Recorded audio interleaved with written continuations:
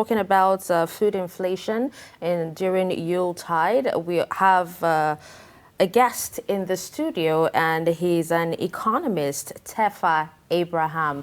Good morning. Welcome to Trust TV. Good morning. Nice to be here. Thanks for joining us again. Yes, my pleasure. All right, first of all, let's start with the basics. Let's start by you telling us what the causes of inflation is. Okay, inflation generally is a rise in the prices of goods and services, general rise, increase in the prices of goods and services. Now, and there are several factors that can lead to inflation. If inflation is a monetary phenomenon, inflation is a situation where too much money in circulation is chasing few goods. That is, the goods available, there's a gap in the supply of goods and services. So there will be a lot of people wanting those goods and services with their money ready to pay to get those goods and services. But the available goods and services is not enough to cover the supply gap. So it will lead to inflation. So a monetary phenomenon, inflation, is one that money supply is too much in circulation, and the CBN can have a way of tackling money supply, inflation rather, when it's when it's a monetary phenomenon. And they can simply do that by reducing money in circulation. And they do that by selling treasury bills to commercial banks. When CBN sells treasury bills to commercial banks will pay for it. So when they pay, money in circulation withdraws. So when you and I go to the bank to get money, we won't have it as expected. So money supply reduces and inflation is tackled. But if inflation is cost push, that is where increase in fuel price, increase in electricity price, and other inputs of production is rising, then producers transfer that cost of production to consumers through increase in prices. If there are structural rigidities in the economy, like poor infrastructure, insecurity, poor roads from rural farm to market, all these ones can also lead to inflation. So depending on whether inflation is monetary phenomenon, cost push, or structural, the way of tackling it will also vary. Then when inflation is fiscal as in FISCAL, fiscal phenomenon, that is where government budget or government spending is high in circulation, and people's expectation of trying to cash into what government is spending makes them to raise prices as well. If marketers, for example, know that they want to increase the salaries of a particular set of workers, they can also raise their prices.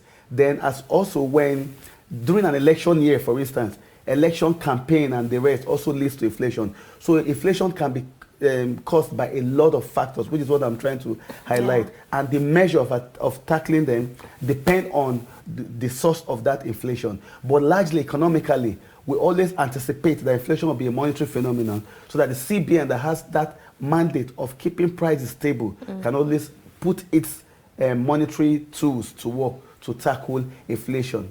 Okay. But during a surge, like Salah, like Christmas, like Valentine, like festivities, people's demand for goods and services normally leads to general increase in food prices, seasonal increase in food prices.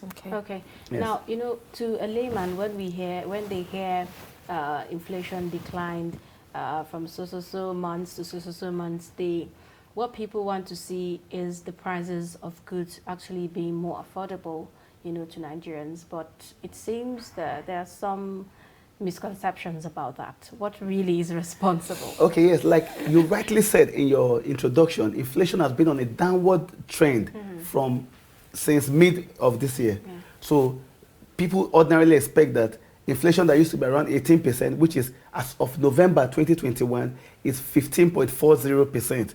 People expect that the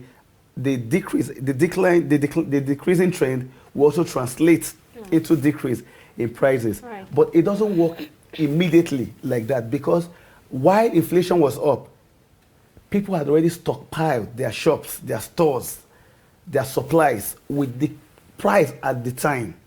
So the only time decrease in inflation can translate into decrease in prices is when they've cleared their old stock. Accounting people and finance people have this word of saying first in, first out, or last in, last out. In this context, the goods that were first in will be the first out. So if the cost of purchase of those goods were at when inflation was high, they have to clear those goods before they now start selling new ones. So this is the gap that exists between translating from decreased inflationary trend to seeing real prices increase. Then also, don't forget that the economy is connected like a web, like a cobweb. So if the source of the increase in price is from crude oil, for example, from fuel price or from electricity costs, and people factor it into their cost of production, a decrease in inflation will not immediately lead them to take out that cost that they factored in. It will take a little period of time before people begin to see the effect. But the part that people can relate with the most is seeing price of goods or food items decrease. And even that one as well is the same thing. When people bring goods, food material and food from rural market to town, if they use the price as at when they brought those goods, transported those goods from rural market to farm and to market, from farm to market, I beg your pardon, it will also take time for them to clear what they have. So the important thing is trying to reason like business people to see why prices remain high even though inflation is going down. And on the other hand, for government to ensure that those who take advantage of using high prices even when they shouldn't are also kept in check. All right. Now, reports actually have it that factors like transportation, insecurity, and rise of dollar, remained the major constituents or drivers, that push up inflation. What's your take on that? Exactly. Like the insecurity part relates better to like what I said earlier about farm to market, where you easily go to before and get yams and tomatoes and all those food items. If it is now difficult to access those villages, the few people who are able to harvest theirs and bring to farm to market, certainly the prices will go up. Therefore, transport, all this expectation expectation about likelihood of increase in pump price of PMS also translates to increase in prices. And once transportation cost increases, it goes into the production model, the cost function of any investor, whether from the woman selling things in the market or to the people running hotels or to contractors. Transportation cost is factored into cost function of any production outlet. So that is one area. Then the exchange rates for those who import intermediate goods to use as input in their production before they start selling. Once the price of dollar is high, for example, once they make that importation, it also goes into determining the cost of their goods, which naturally they'll transfer to the consumers. But again, what will be unfair is to say that people who went into business when price of without having a need to factor in all these issues into their prices is where the government can also come out to chase after them to ensure that they don't do that. Just like the way Department of Petroleum Resources used to do to ensure that they go around and people selling fuel sell at the current market price and are not playing with their scale. That's how there needs to be a price intelligence unit to go out there, especially during this Yuletide season, to ensure that people selling don't take advantage of customers. Okay, now, if nothing is actually done to contain this, how bad can it get for us? Well, if nothing is done, it will translate to increase in prices. And don't forget, increase in prices robs off any anticipated increase you have in wage. It also has a way of translating to it has a way of affecting livelihood as well. What your money can do ordinarily can no longer be possible with inflation. And that's why for the Central Bank of Nigeria, tackling inflation is like a thief on the value of our currency. The idea is to ensure that what 1 naira can do yesterday, it can still do today. Sure. It is not bad when there's inflation. That is when prices go up. What is bad is the sudden increase in prices, in general price of goods and services. Increase in inflation, slow increase in inflation is an investment signal. It shows that there's a gap in demand, that investors can go into that particular line of production and provide more goods and services so as to cover that gap. So increase in inflation is a signal for investment. Deflation, that is when prices are decreasing, shows that maybe it's also an indication for investors to decide what to do, whether supplying more goods and services or withdrawing. So what is not liked, what is not wanted is the sudden increase in general price of goods and services, like we find during Salah or Christmas or Valentine or all those festive periods. And that is why, like you rightly said, it's sad if this happens, because the people selling will be taking advantage of people buying. And with the period where exchange rate is high, inflation is still double digit, even though the trend is going down. The value of money is no longer like before. So it's painful to see a family is just struggling to put food on the table, being robbed off at the marketplace. Right. So a price intelligence unit is critical at this moment. Otherwise, will worsen people's livelihood and make households difficult to sustain their feeding and family time during this festive period. Okay, now you hear economists, saying composite food index. What does this really entail? Okay, the CPI. composite food index, it's like taking everything together and then trying to measure how how the price of everything put together in a basket is changing. So what we do in economics is we imagine that there's a basket that has every food item inside, from vegetables to tubers to cereal, milk, everything you put. So that's what we imagine as a food basket. So you now start working on how the prices have changed over time. What the National Bureau of Statistics do is to collect how this basket of goods how their prices are changing across the states for about 700 and something goods thereabouts across the state, and then take an average. So when the index is when the index increases or decreases, that's when we are able to measure if there's inflation, if there's a decrease in inflation or increase in inflation. So the best way we do when teaching basic principle of economics, especially on inflation, to students, is to imagine a burger. A burger it's like a replica of a food basket. It has bread in there, it has cream in there, it has vegetables, it has tomatoes, it has everything. So when the price of a burger in standard economics is not the same across every part of the world, like the typical hamburger, for example, it is designed such that the price will be the same everywhere in the world. So when the price of hamburger is different across the countries, it means that a particular country has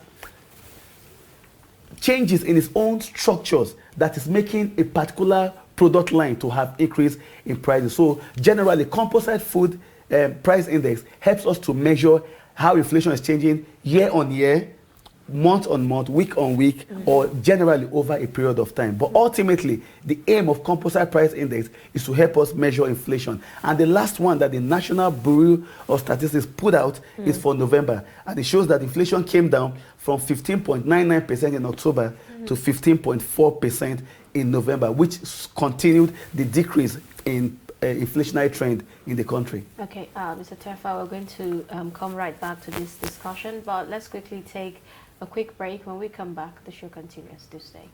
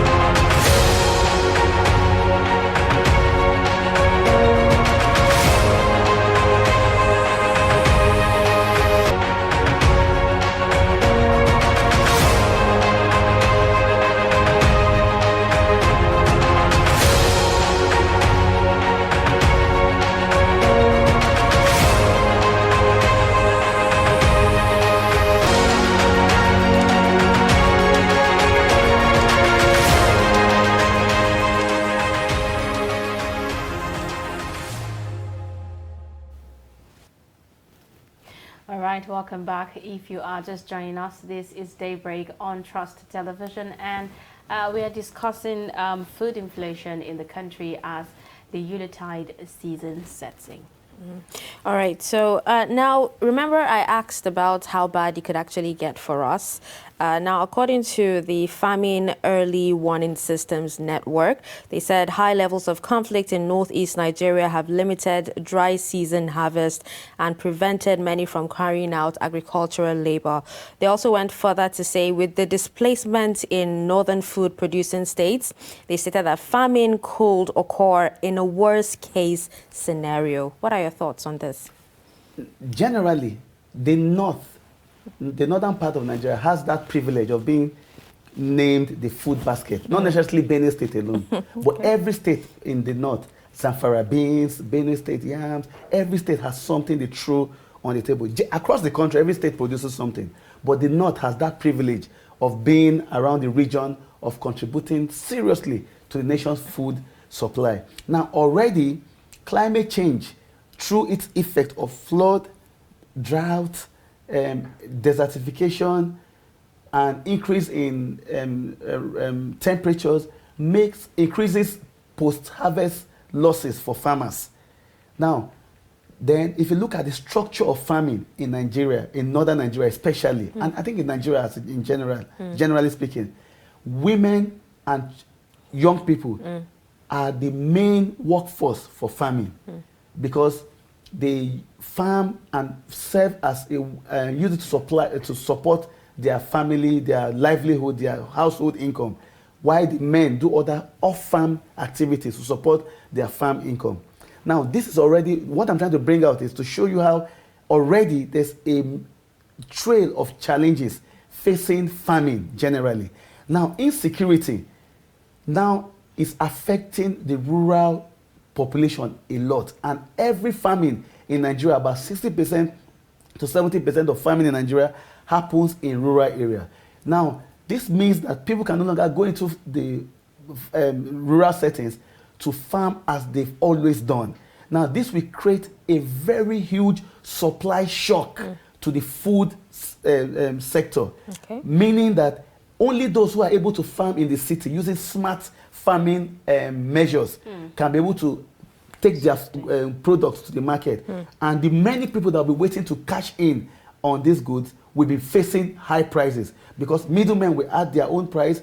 The people farming will also want to factor in risk into their cost of into what they sell. So generally speaking, insecurity is a major driver, I beg your pardon, of food inflation in Nigeria, not just for the Yuletide season, but it has been like since insecurity became almost rampant across the nation. So tackling insecurity is one way to halt food inflation. On the other hand, teaching smallholder women farmers or farmers in general how to adopt smart farming practices that can help them farm in the cities or at the back of their houses or close to their homes will be one way to go. But that will just be at subsistence level. So, but on the macro scale, what is critical is to be able to address this insecurity issue once and for all. Okay. Now, before we quickly wrap up the discussion, the Central Bank of Nigeria issued a statement saying that Nigeria's inflation is projected to drop to single digit in 2022. Do you think this is realizable? Well, the medium-term expenditure framework and fiscal strategy paper for 2022 and 2024 projects inflation for 2022 to be 13%. So, but that document is a fiscal document. It's coming from the public spending side. The CBN has that monetary authority, and inflation is one of its mandate of ensuring price stability. So if the CBN projects that inflation is likely to go into a single-digit zone by 2022, it will be a good news generally. But that means that CBN will be adopting tight monetary policy to ensure that inflation stays low. So we'll be expecting to see reduction in money supply, and then we'll also be expecting to see that CBN continues its intervention in the economy to block supply shocks in food and services sectors that have significant impact on the general price of goods and services. Then, as your report said in the beginning, the Yuletide season whether it will be one to forget or to remember. It will be one to remember because aside meeting increase in food prices in the market, that many Nigerians are happy to be alive in this terrible period of COVID-19 and its several variants. So, but what is important is the government putting up price intelligence units to ensure that the market don't take advantage of customers. But that inflation is increasing generally, like I said earlier, is an investment signal. So what is important is that those sectors where food prices are high, it's a signal for people to go into them to invest so that we can cover the food and services gap. All right, can you quickly tell us what the role of economists is in inflation? Yeah, what we do as economists is to analyze and to point to you signals. Generally, economists for banks, for government sector, for private sector, everywhere. What we do generally is to analyze global macroeconomic environment, domestic macroeconomic environment, and then to see how these signals that the global and domestic economy is throwing affects your own sector, so that you can come up with policies that can counter the effect of those signals on your own sector. In this particular case, we are looking at the Christmas season, and what we are doing right now as economists is to point to you that first, that prices are increasing in terms of inflation is not bad. So if you notice that inflation is increasing for cassava, for bread, what that means is that there are few investors in that sector. So go into the cassava or the bread sector. Okay. What we don't tolerate is the market taking advantage of customers. And what economists also do is to advocate for government regulation. Government regulations to protect lives and property, and in this case, protect citizens from sellers who take advantage of them using artificial prices. So it is important for the public sector to put out price intelligence unit to help check artificial prices. Then one other thing we do as economists in this period again is to also show areas that the government can strengthen its regulatory framework to avoid a mismatch in the market. But generally speaking, what is most important is to understand how the global economy interacts with the domestic economy and affects the service sector of your own industry. For example, during the Yuletide season, for instance, what happens is that you have many people traveling. That will also increase the transportation cost. Because all of a sudden, the motor parks will just hike their prices. So the government can work with the NURTW or to ensure that prices are not artificial. So, but that the transport cost goes up. It's a normal economic phenomenon. Because what you have is that you have one or two buses that ply maybe Jos and Abuja. But now, and then it's just 20 people who demand for this traveling. Now you have like 200 people wanting to travel. So the people in that sector want to increase the price. So government can help by introducing additional buses, especially all the states' transport services, to ensure that the prices stay down. Keeping prices stable is a very potent way of measuring economic stability. The ability to see that inflation has remained stable and at single digit for a long period of time is a very strong measure of measuring our economic health. So within this period, it's important for us to minimize those issues or those areas where we want to buy on impulse, reduce them, and just stay on the things that we need, so that we can also help through our own consumer behavior to keep prices stable. All right. Thank you so much for Thank you coming so on the program much. this morning.